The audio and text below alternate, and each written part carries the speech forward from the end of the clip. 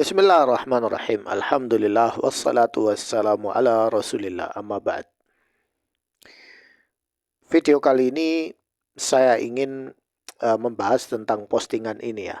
Karena saya tadi melihat videonya Mas Heri Pras, dia membahas tentang postingan ini. Sebenarnya postingan ini sudah lama ya, tanggal 3 bulan Juni 2024.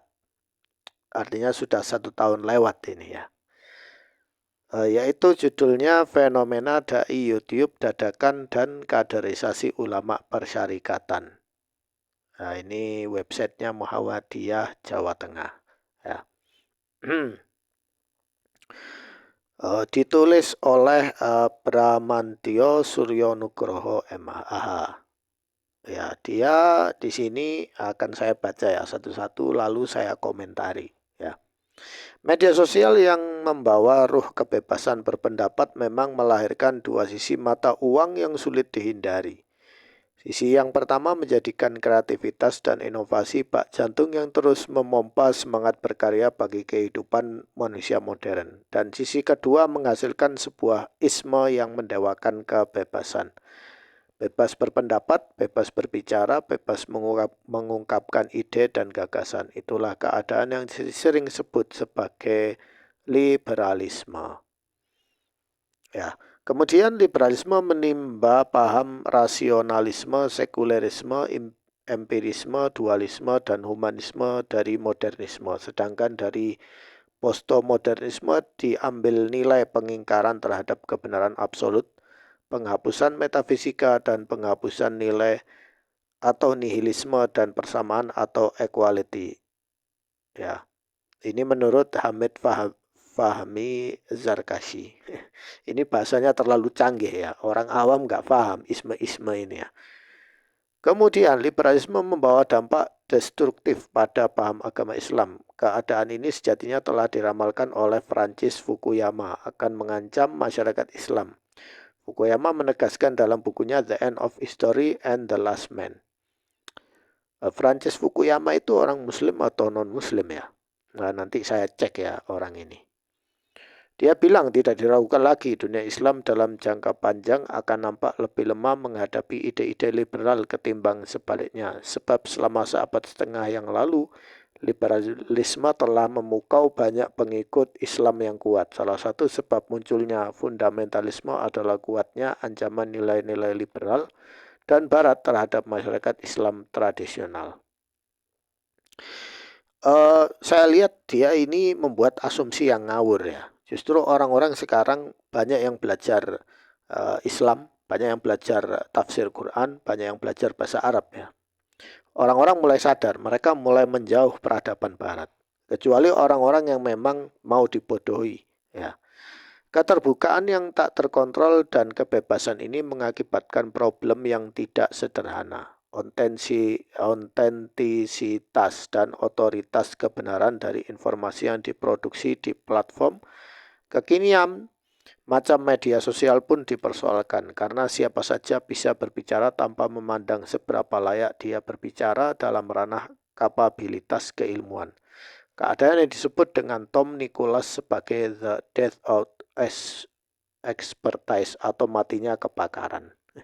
Ya enggak seperti itu ya. Enggak seperti itu Pak. Ya.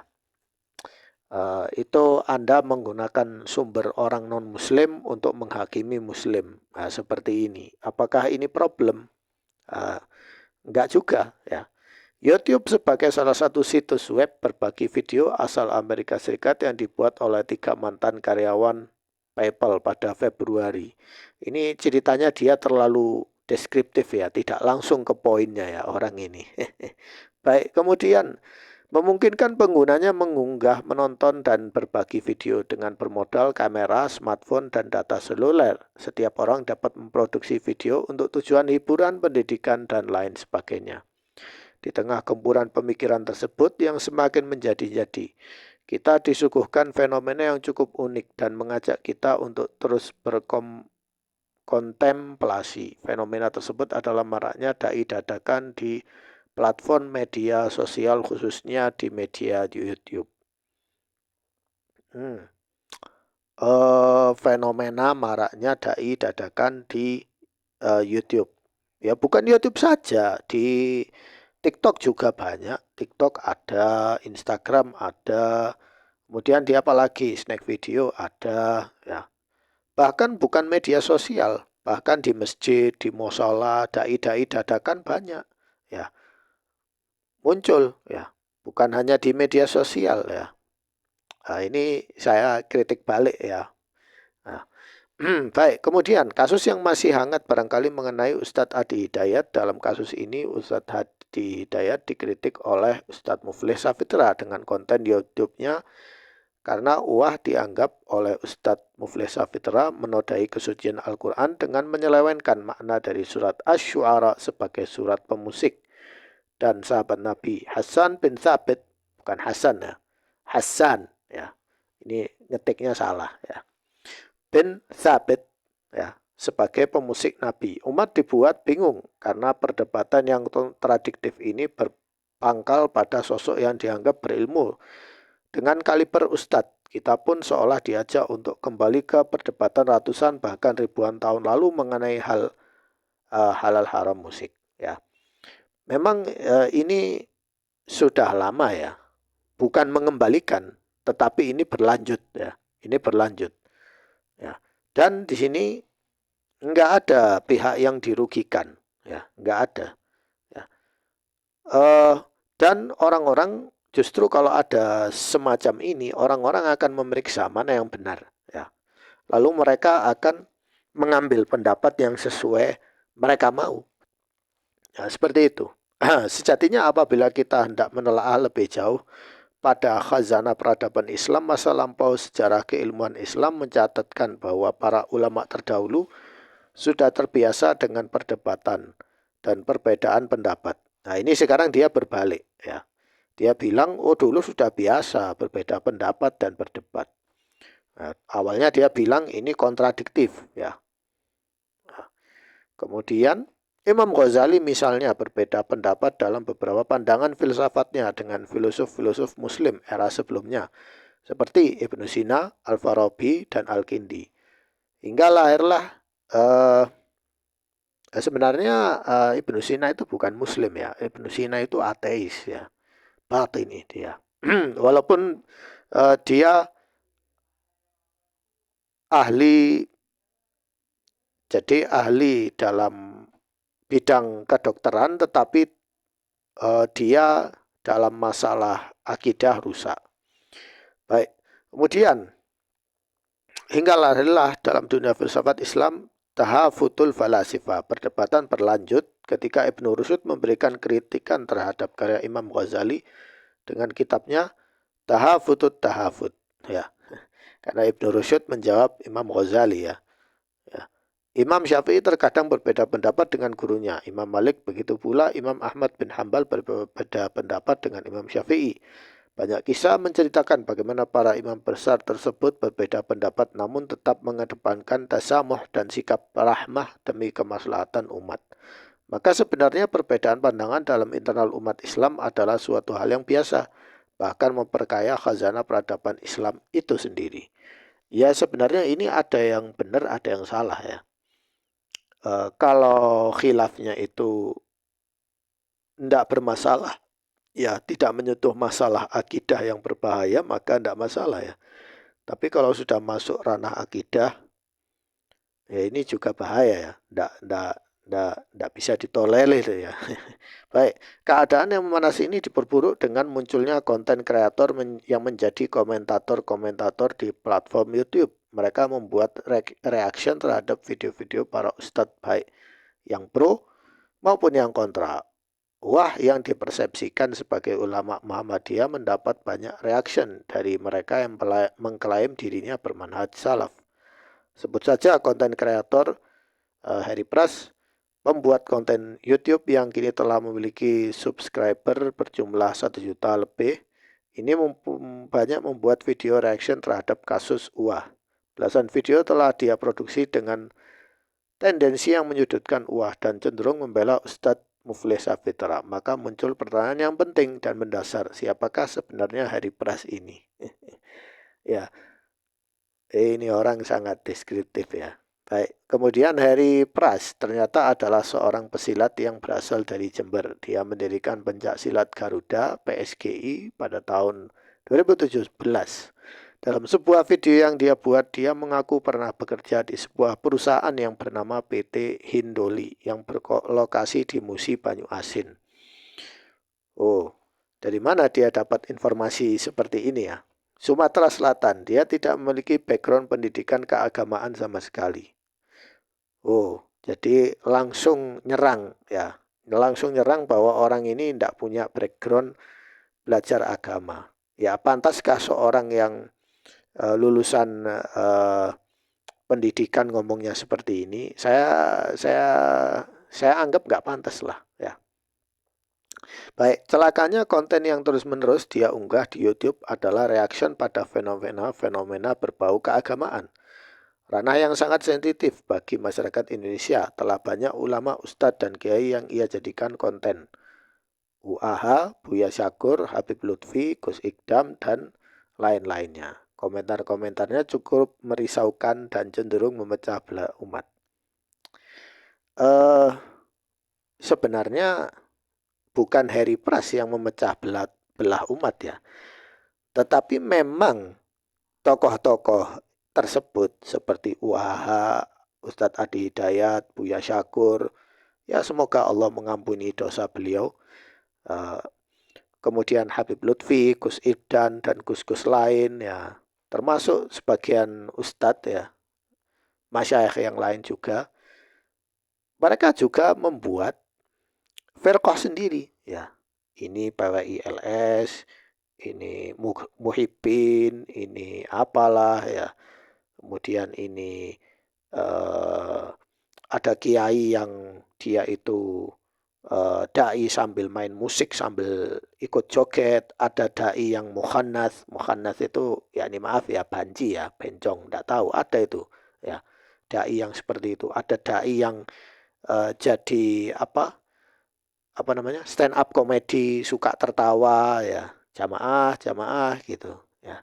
Yang membuat inovasi itu bukan Heri Pras, yang membuat inovasi ya para dai-dai itu ya. Heri Pras kan hanya mengomentari saja, ini loh mereka ya. Jadi Anda tidak terimanya kenapa ya? Anda tidak terimanya kenapa ya?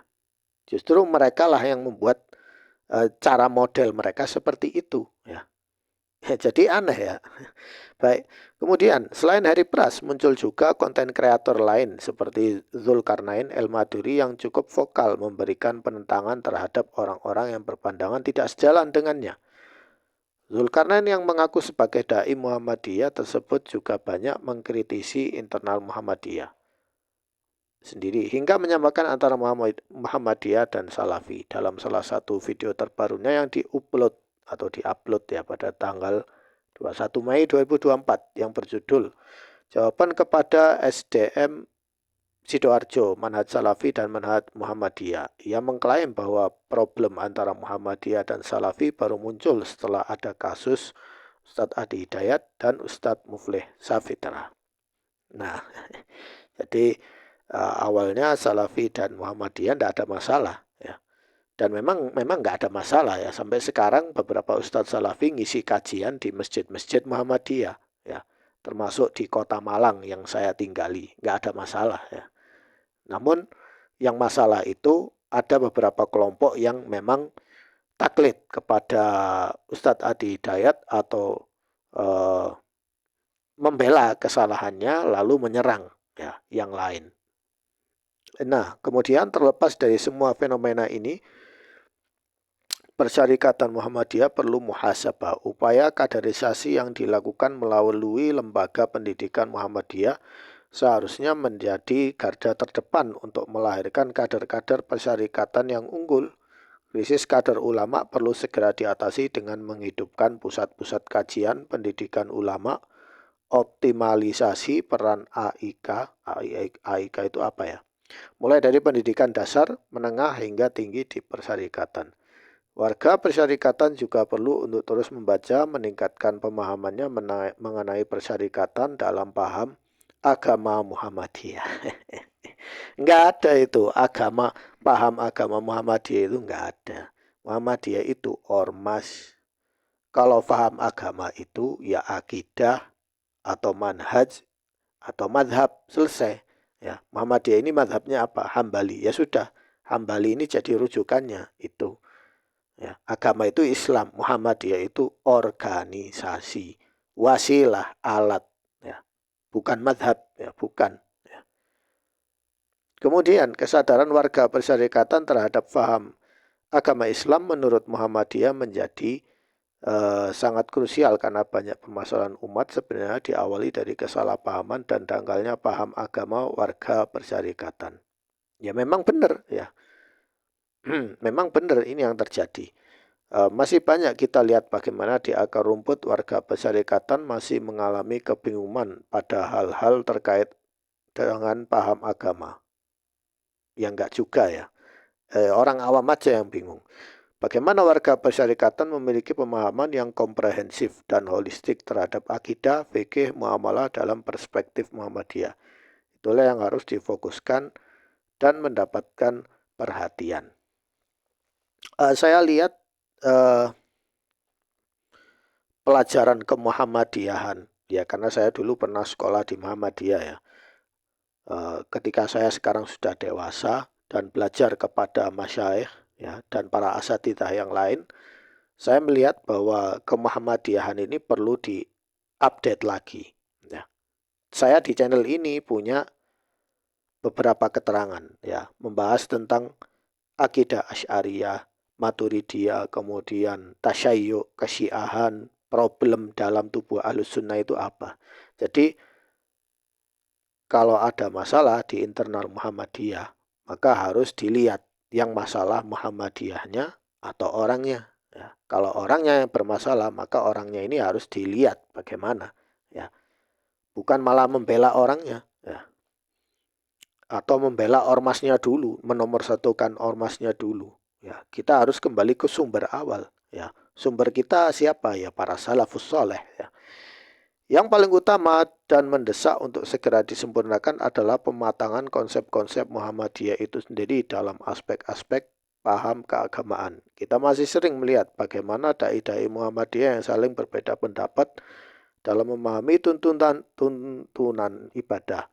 Konsep-konsep akidah atau yang lebih dalam yaitu mengenai manhaj tarjih Muhammadiyah. Ke depan, dai-dai Muhammadiyah seharusnya dihasilkan melalui suatu tahapan pendidikan yang legit dan diakui oleh Muhammadiyah.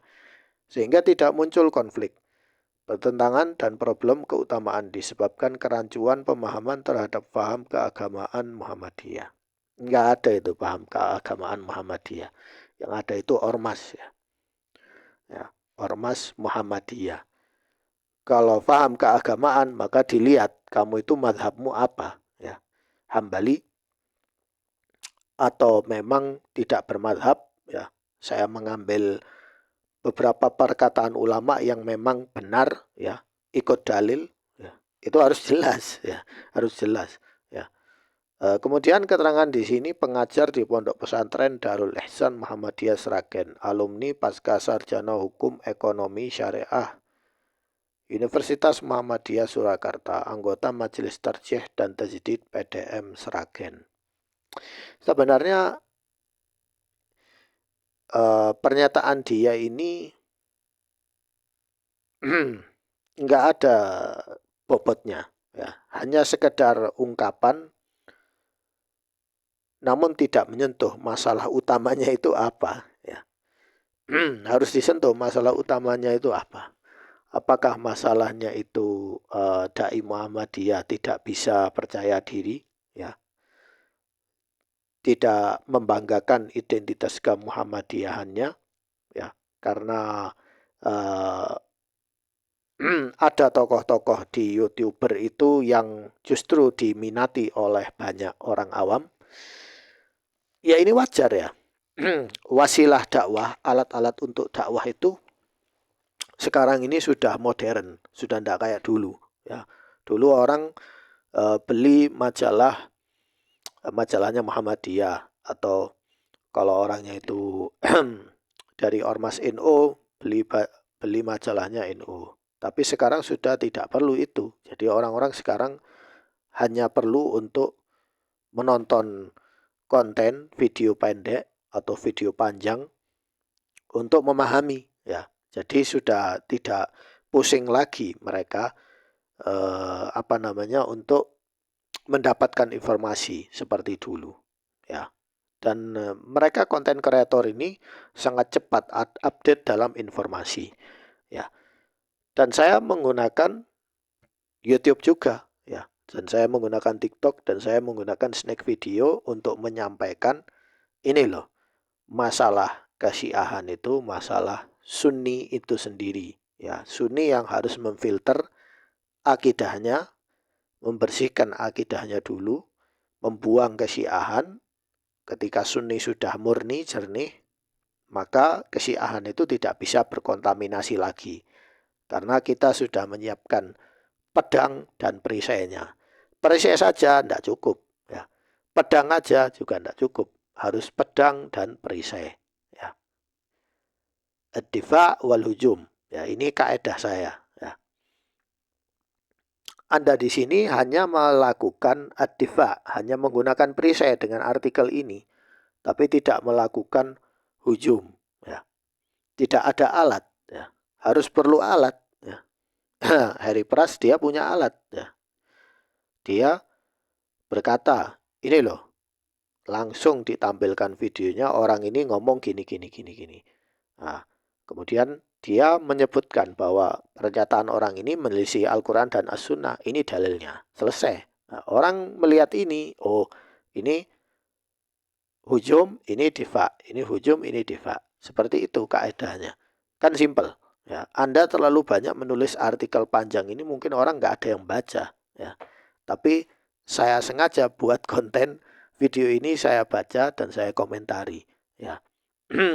Saya di sini bukan memusuhi Muhammadiyah, enggak, ya.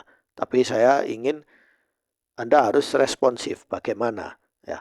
Kalau memang perlu ada kaderisasi, ya Bismillah, ya. Tasanun, ya. Harus mensunahkan yang sunnah, ya.